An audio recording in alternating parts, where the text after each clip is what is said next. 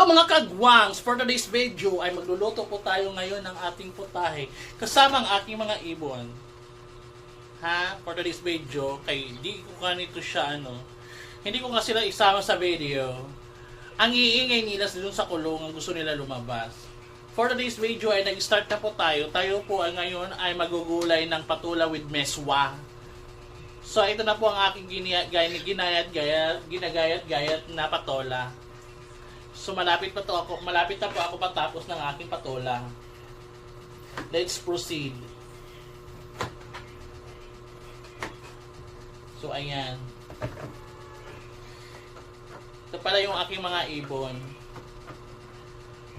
Kapag andito ako sa bahay ang iingay, gusto lumabas. Gusto lang sila yung ganyan, mga banding-banding namin. Gusto nila ng mga ganyan.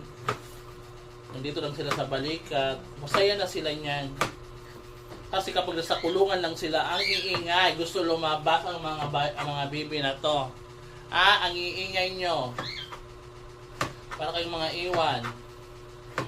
Kaya ayan, pinapalabas ko na lang sila. Para wala ingay. Yun ang tatahimik ang nila. Ang babait. Babait kayo?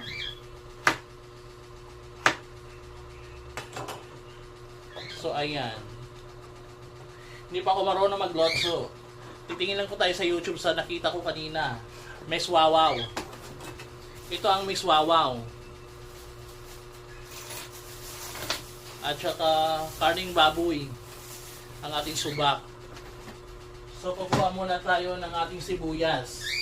Over there. Over there ang ating sibuyas ay nabubulok na. Nabubulok ng ating mga panakot. What happened? What happening? What happening? Nabubulok na ang ating mga panakot. Akala nyo pagkain nyo to, hindi ito ha. Pagkain muna namin, umaya na kayo kakain. Ay! Tingnan mo to oh. Ang bait-bait. Dito lang ka na sa shoulder. Sabi ko na nga ba eh. May binabalak ka. Legleg. Legleg. May binabalak ka, legleg now. Dito ka lang sa shoulder ko.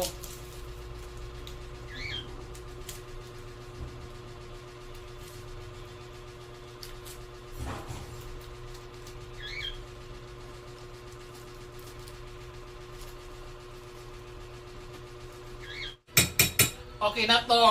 Ito nang karugtong ng ating cooking show kanina. Luto na. Baka na naman maghanap kayo kung paano ko ito niloto. Basta nilagay ko lang yung mga panakot.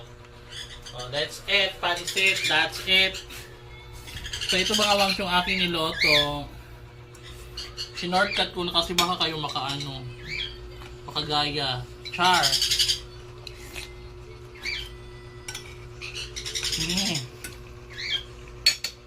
First bite, okay na to.